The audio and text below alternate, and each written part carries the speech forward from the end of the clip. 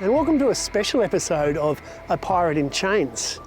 You might recall, if you've watched one of the previous videos, that there are a couple of biographies of James Jimmy Harrison at the Port Arthur Historic Site. And one of them we had a bit of an issue with. We think they might actually have confused our Jimmy with somebody else. So we're going to actually explore that a little bit further. We're going to do a bit of research and a bit of Googling, a bit of detective work. And we're going to find out, were there in fact two James Harrisons?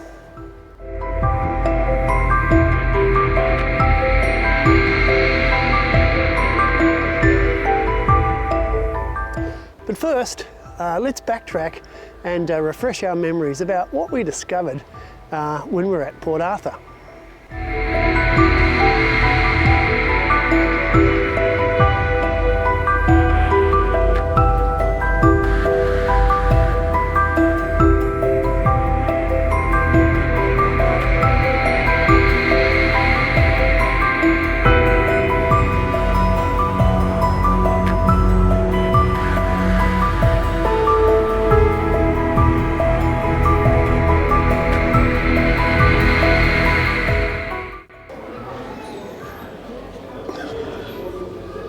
Unbelievable.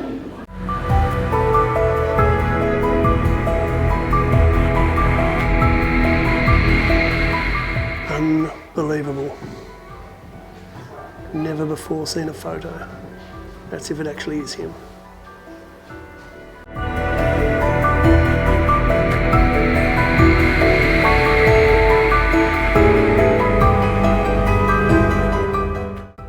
Unfortunately not, because James was not here in the 1870s. Oh well, it's good to hope. I can tell you now that they've got the history wrong. James was indeed 14 when he was transported in 1842 and sent to Point Pure and sentenced to death for robbery, commuted to life at Norfolk Island. Accumulated extra sentences totalling 38 months hard labour in chains, transferred to Port Arthur in 1850, sent to the separate prison as a hardened man, freed in 1860, but in 1866 he returned to serve 10 years for manslaughter, finally freed in 1873. So those last bits are absolutely incorrect, and it looks like they're confusing two James Harrisons. The picture we saw earlier of the James Harrison still here in the 1870s wasn't Jimmy.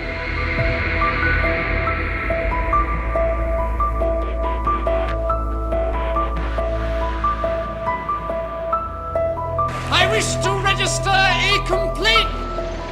Well, I've just been back inside the visitor centre where I spoke to the very helpful Caitlin. Unfortunately, there's nobody from the history section here on duty today, being a Sunday. But yeah, that fact that this other James Harrison was sentenced in 1866 for manslaughter and released in 1873 is a bit of a mystery. How do we explain the birth of James and Catherine's son James in 1868, daughter Catherine in 1870, son Thomas in 1872, and daughter Honora, born in February 1874. All of those people couldn't have been conceived by Jimmy if he was locked up at Port Arthur again. So, a bit of a mystery. Pretty sure they got some confusion between at least one of the other James Harrisons. There was one who was sentenced in 1842 around the same time as James, although he was 19 and not sent to Point Pure. Anyway, the history officer is going to get in touch with me and we'll see if we can sort out this mystery.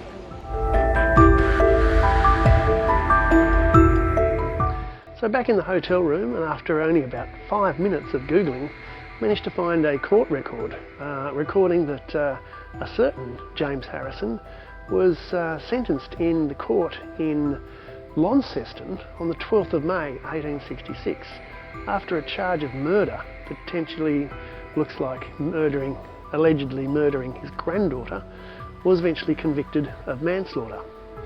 Now, we know that that's not our Jimmy, because A, Jimmy was living in Goulburn Street in Hobart at the time, and B, that Jimmy and Catherine's oldest son Patrick was only 5 years old in 1866, so could hardly have been the father of a daughter that his father could then have been alleged to have murdered.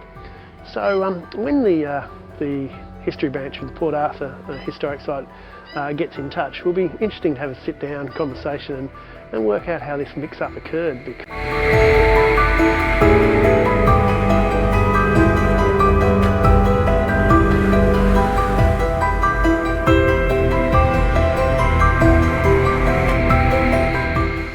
So while Caitlin was very friendly and promised to be helpful, unfortunately it didn't seem like the message got passed on, because weeks went by and I hadn't heard anything from the people at the Port Arthur Historic Site. So I decided to actually do a little bit more sleuthing myself.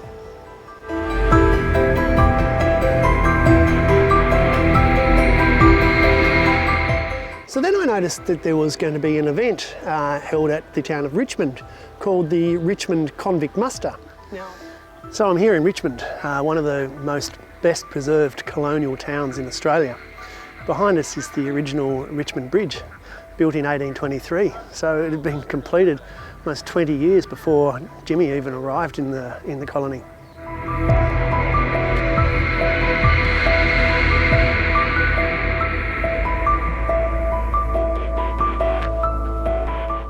I'm here at the Richmond Town Hall for the Bicentenary Convict Muster. Just about to go in and listen to a presentation on Norfolk Island pioneers in the Richmond and Sorell district. So I doubt that Jimmy will get a mention, because he went to Norfolk Island from this region as opposed to coming back to it.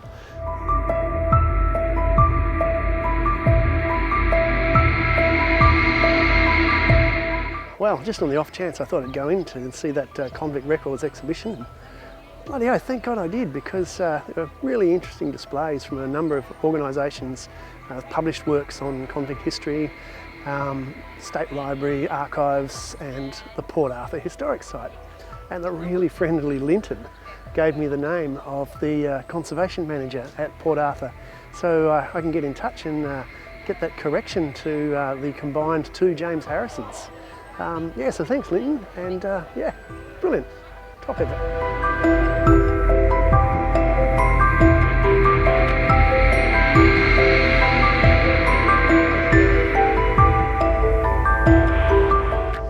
So now armed with a name, I could actually get into doing some serious sleuthing and see if I could get the actual message into the heads of the people at the Port Arthur Historic Site.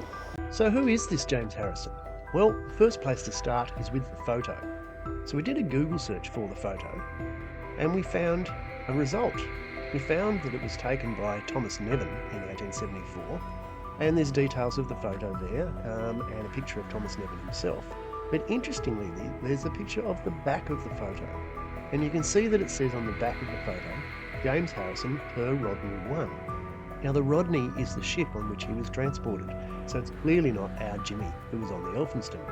And an extract from the Archives Office, also on that web's page, confirms that it was James Harrison transported on the Rodney. And then if we look at the Rodney's voyage, we find that it set sailing August 1850 and arrived in Van Diemen's Land in November 1850, at which point this James Harrison sent to Port Arthur, which was as recorded on the door. And here is his convict indent. He said it was his 5'5" tall, and the indent also describes his other characteristics. And it says he's from the town of Warwick, so not Manchester like our Jimmy. A different person altogether. So what happened to this James Harrison? Well, here's his conduct record for when he was a convict, and you can see that it's reasonably sparse. And if you have a comparison with our Jimmy's conduct record, you will see that this James was pretty much a good boy, or a good bloke, because here's our Jimmy's conduct record. This is the first half, and the next one you'll see the bottom half. And you do not see too many convict records like that. So let's examine what happened in 1866 in Launceston, and it was recorded in the Launceston Examiner. the investigation of this supposed murder. A supposed case of murder committed by this James Harrison, who allegedly killed this young girl who could have been his granddaughter. And here again we have the record of the trial. We can see that the charge was murder in Launceston on May the 12th. And we can also find that he wasn't convicted of murder, but convicted of manslaughter. And this is his conduct record for the time that he was at the separate prison from 1866 to 1874. This James Harrison, not our Jimmy. And here we can see the prisoners discharged from the jail in the week ending 26th of November 1873. And we can say here, James Harrison, per the Rodney, convicted of manslaughter from Warwick, 43 years of age. So clearly not our Jimmy. So what was our Jimmy doing at this period of time? Because he certainly wasn't in Launceston. Because the Hobart Mercury in December 1866 records the details of the Hobart Regatta, now the Royal Hobart Regatta, which has been going for many years. And it includes details of the entries for boats and for competitors in other events.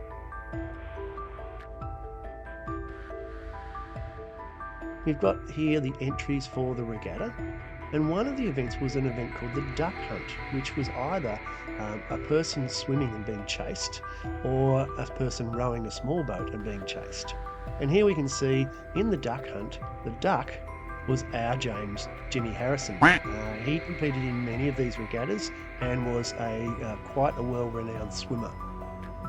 So whilst Jimmy was swimming in the Derwent being chased by boats, the other James was being convicted of manslaughter. So Linton had given me Pamela's email address, so I wrote to her, and I included all of the evidence that I've pretty much found so far.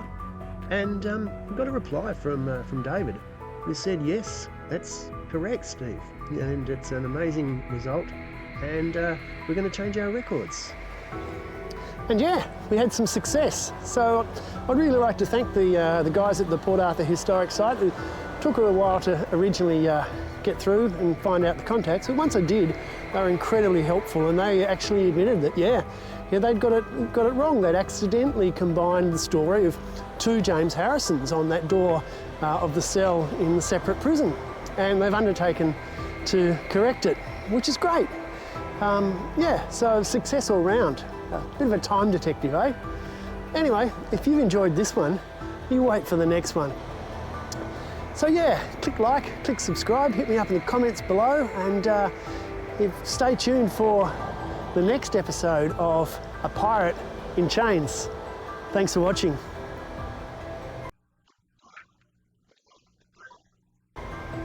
And yeah, I guess in some way there is a connection between this Harrison family and that Harrison family, because look what's also on that page of the Examiner in Launceston back in 1866.